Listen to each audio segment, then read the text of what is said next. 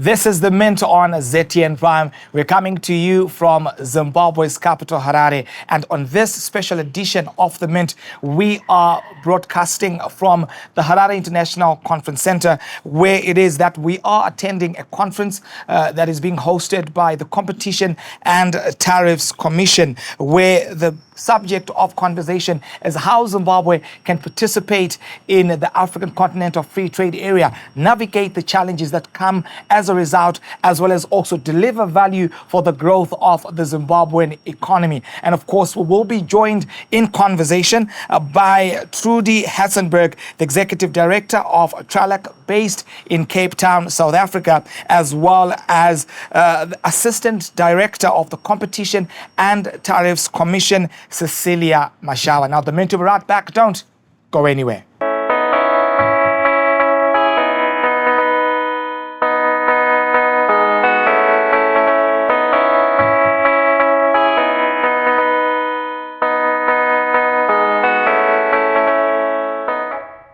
Welcome back to the Mint. Of course, we are coming to you from Zimbabwe's capital, Harare, where we are giving you a special broadcast from the Harare International Conference Center, where there's an ongoing conference by the Competition and Tariffs Commission of Zimbabwe, with different stakeholders in attendance in terms of how Zimbabwe can leverage opportunities presented by the African Continental Free Trade Area. 54 member states have signed, and Zimbabwe is also party to that particular agreement. Now, of course, I'm joined in conversation by the Assistant Director of the Competition and Tariffs Commission, Cecilia Mashawa, as well as Trudy Hassenberg, the Executive Director of Tralec, based in Cape Town, South Africa. Hello, and thank you for this sit down at this particular conference. Thank you very much, Eben, for having us here. Fantastic. I will start with you, Cecilia. Looking at this ongoing conference, what is the main objectives of the Competition and Tariff Commission in terms of them coming through with this event? What are the main goals and objectives? All right. Thank you very much, Eben, for that question. Before I answer that question, I think you need to understand where we are coming from as the Competition and Tariff Commission, why we then arranged this particular conference, which is running under the theme Harnessing Trade Agreements for Industrialization for the Achievement of Vision 2030. So the Competition and Tariff Commission is a regulatory authority that is mandated to assist local industry in as far as trade tariffs are concerned. It's also responsible for providing technical advice to the government whenever we are negotiating trade agreements. So the Commission is the one that is responsible for drafting the market access offers together with other government institutions that constitutes the technical committee that drafts market access offers. So when we were discharging our duties, we noted that as a country, we are a signatory to various trade agreements, but you find out that our industry is not making use of those agreements. Let me highlight one particular case where we had a request from industry. They wanted downward review of tariffs for their inputs. We then noted that we have various agreements where tariffs were reduced for inputs or intermediate goods that are used by industry in their production. So we decided that it is important for us to arrange an event which brings together various stakeholders that are involved in trade, that is the trade facilitation bodies, experts, we have Trudy here, industry itself, and also government itself, which is responsible for coming up with policies. So the main objective of this conference is to make sure that all stakeholders have serious discussions on the trade agreements that we have. What are the challenges that industry is facing? What are the policy reforms that need to be put in place? What are the opportunities that are available to industry? So at the end of this workshop, we intend to come up with a way forward recommendations that can be adopted by government so that we ensure that industry benefits from the agreements that we've signed to date. Now, Trudy, much talk about the African Continental Free Area at this ongoing conference. May you demystify and demystify what the AFCFTA is, what it's all about in a nutshell.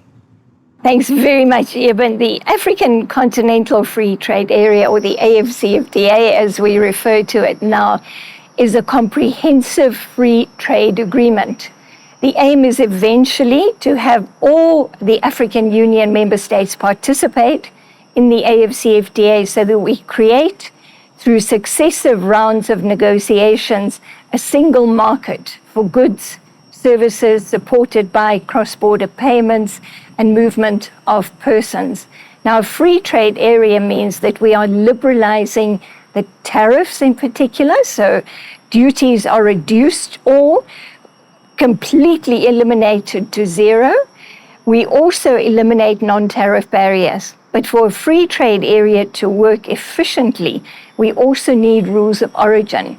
So the rules of origin will determine the national origin of the products to ensure only those products that are produced in a state party of the AFCFTA, in other words, that qualify for those preferences, will enjoy the benefits. Otherwise, we could have transshipment. So those goods produced outside, perhaps even in global sources, that come in and then take up opportunities under the AFCFTA. That would undermine what we have negotiated. But the AFCFTA is particularly ambitious because we're dealing with such a large number of negotiating parties, and they are at very different levels of development. When we take a look at industrial development across the continent, there are some diversified economies, for example, South Africa, Egypt, Morocco, Tunisia, and some of the other larger economies. But there are also small, least developed countries that have nascent or emerging industrial sectors that have a lot to do to develop their domestic industries. So this makes it a very complex instrument to negotiate. So we've got to find compromises until everyone is able to see that they will benefit in some way from the AFCFTA. Right. Cecilia, what are the main opportunities for Zimbabwe to harness trade agreements for industrialization? So, like what my colleague has said, the African Continental Free Trade Area is basically a free trade area which is providing a bigger market for the Zimbabwean businesses. It is a population of about 1.3 billion. That means that instead of our own businesses just focusing on the Zimbabwean consumers only, they can tap into other markets outside our own country and outside regional blocs such as SADC, COMESA. We can now export to countries such as Ghana, which were not part of our market.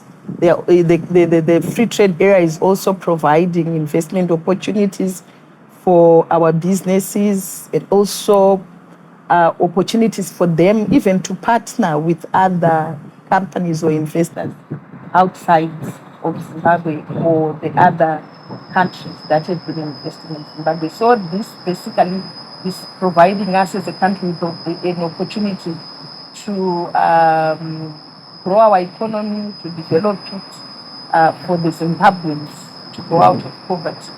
We as the government of Zimbabwe have got a vision of making sure that we achieve a middle economy, a middle status economy by 2030.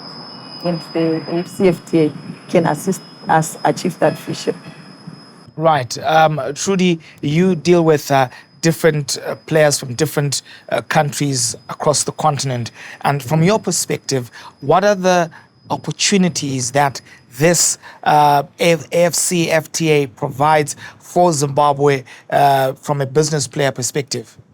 As Cecilia's indicated, even Zimbabwe, for example, belongs to two regional economic community free trade areas, the SADC FTA and the COMESA FTA. But there are a large number of countries on the continent with which Zimbabwe trades under the WTO rates of duty, the so-called most favored nation rates of duty, and they are much higher. So with the AFCFTA, once it's fully operational, all bilateral trade, so wherever Zimbabwe exports to, that trade will be under some preferential arrangement. The AFCFTA or SADC or COMESA or a bilateral agreement, because Zimbabwe still has a number of bilateral agreements. So this opens up new preferential trade opportunities. But Cecilia has also mentioned some extremely important issues. The so-called dynamic benefits of a free trade area are associated with the larger markets, the efficiency gains, the economies of scale that we can get from larger scale production. And that means that free trade agreements are often associated with the attraction of foreign direct investment. Investors, notably not only from other African countries, but also from global sources, may come and locate here to assist to develop and diversify the production structures of the Zimbabwean economy. And that's really where we start to see the dynamic benefits kicking in terms of job creation, technology transfer, and really expanding the industrial structure of the Zimbabwean economy. So when we look at a free trade area, initially we see hopefully an increase in trade, but there's much more that we can derive from an FTA longer term to support structural transformation of the economies as well. Right.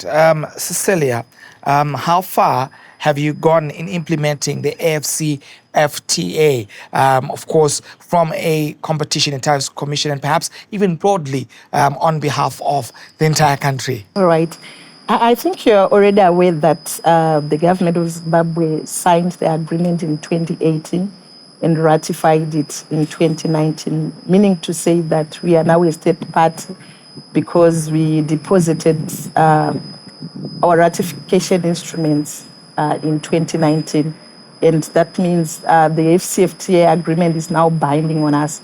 So what we are currently doing in order for us to start trading, because we haven't started to trade, is we are currently working on our market access offer, where we are working on the provisional tariff schedule for us to send it to the AFCFTA Secretariat for verification before we can then now start trading. So we are currently in that process where we are finalizing. We did our first draft offer in 2022. We submitted it to the AFCFTA Secretariat, and there were comments that were sent to us, which we are working on as Zimbabwe. But what we've noted, which probably might be of concern to us as we are working on our market access offer, is that we're supposed to be liberalizing tariffs for non-sensitive products in 5 years, given that we are a developing country. But if you were following the presentation by the AFCFTA Secretariat in the morning, they highlighted to us that other countries are negotiating as regional blocs. Let me give an example of our main trading partner, South Africa, which is a member of SACWE Customs Union. There is a possibility of those countries which are negotiating as regional blocs to have longer periods of liberalizing tariffs.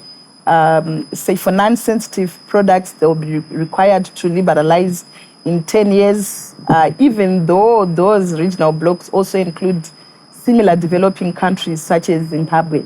This is of concern to us, and as an institution that is responsible for advising government on any issues to do with trade tariffs, we intend to engage our own government, the Ministry of Foreign Affairs and International Trade, and also engage the AFCFTA Secretariat, so that we can also have an opportunity to liberalize over longer time periods. And I think that's one of the hurdles that we think is one issue of concern to us as a government institution that is there to provide assistance to local leadership.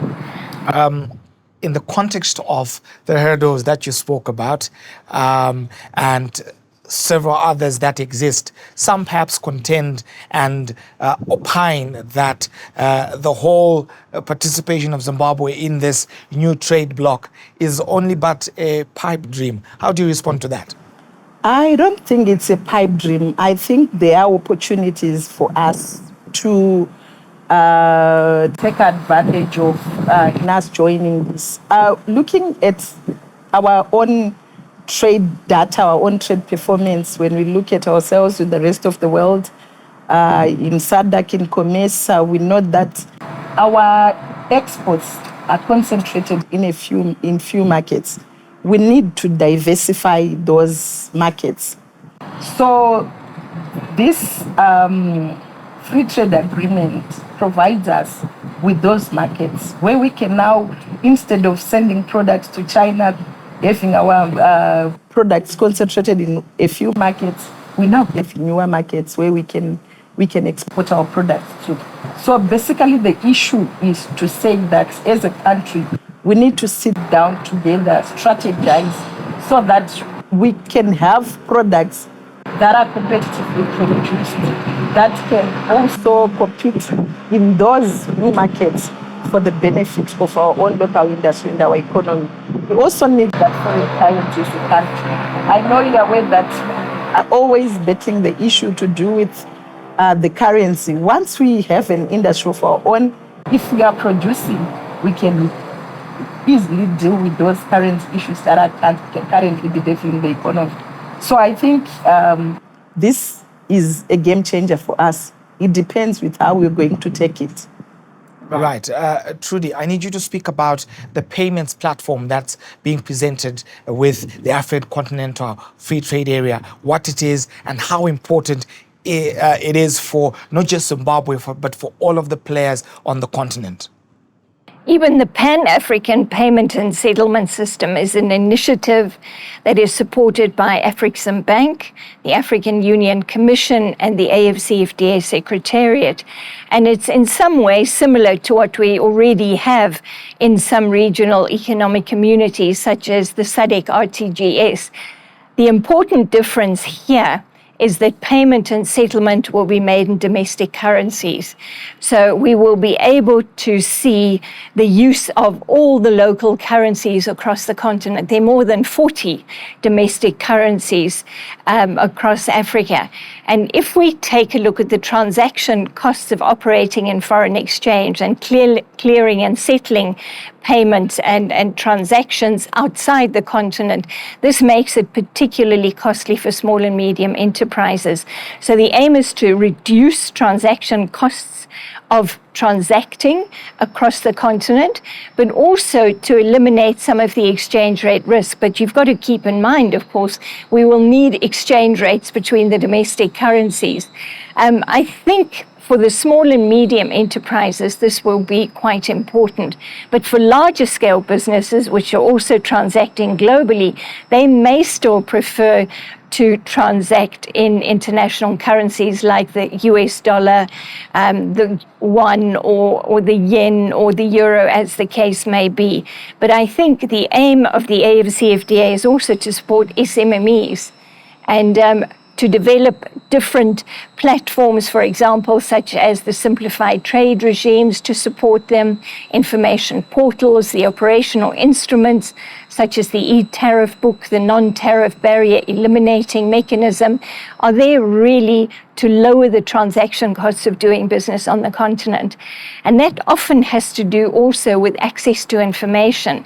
And I think, as Cecilia has indicated, access to information about the AFCFTA. It's something that we're all talking about.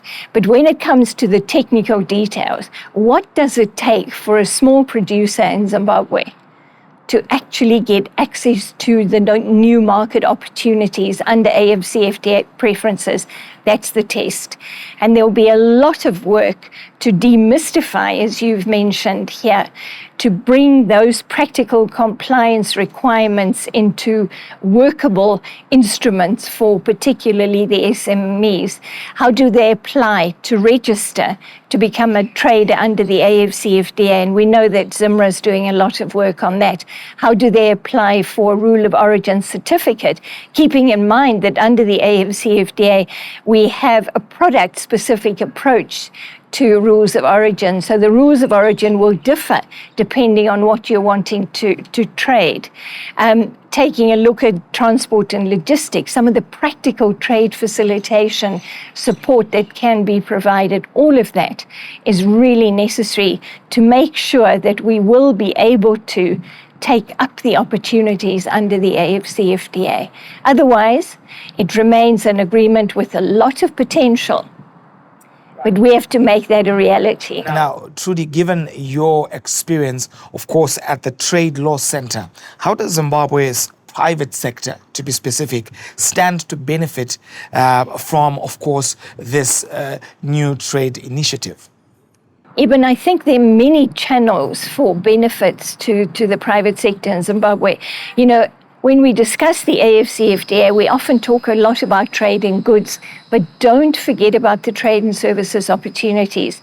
Zimbabwe's services sectors across a whole range of different subsectors of the economy stand to take advantage of really, really good opportunities, whether it be financial services, fintech developments, communication services, transport and logistics. The Freight Forwarders Association in Zimbabwe is a really professional body of a number of operators that have a lot of experience in East and Southern Africa. How can we assist them to take advantage of those new preferential trade opportunities? Being a transit country, very important opportunities to see how Zimbabwean operators can actually benefit in terms of getting goods, services and inputs into the Zimbabwean economy as well. Keep in mind that it's both about imports and exports. So when we look at import opportunities for Zimbabwean private sector, Cecilia's mentioned access to inputs, to raw materials, to intermediate products that may not be available in sufficient quantities in Zimbabwe. Can you source products, for example, that you are sourcing globally now, maybe from North Africa? So those are the opportunities we've got to look at. So it really requires a rethinking of important decisions related to investment, to production, and to trade. And market intelligence here will be extremely important. Zimtrade plays a very important role here. They've done a lot of market intelligence studies across the continent, and they have to communicate that information now, package it as opportunities for particularly the SME community. Now, Cecilia, as we wrap up, one of the key highlights from the ongoing conference is that there seems to be an information gap where the African Continental Free Trade Area is actually concerned, and how it is that Zimbabweans and Zimbabwean business players can leverage the opportunities that are presented therein. How can that be breached in Zimbabwe in just 1 minute? All right, thank you very much. It's an important question. So from the Competition and Tariff Commission side, this year, one of our resolutions or one of our outputs for the year is the issue to do with trainings, capacitation of industry so that they can be aware of what we do as a commission and also the trade agreements that we are signatory to.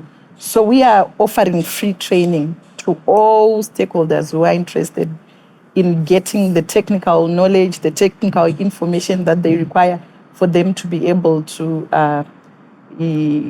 utilize the agreements that are there, including the FCFTA.